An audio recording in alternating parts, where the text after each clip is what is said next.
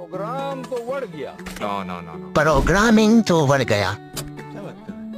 کدا چې ویب سټ اوس زه په یو ویب ډیولپر جوړوم نو خامخا به هغه مانه د دې 300-400 ډالر اخلي. خو که زه تاسو وایم چې داسې ویب سټ تاسو صرف په یو جمله لیکلو جوړولی شئ نو تاسو به څه داسې وایي.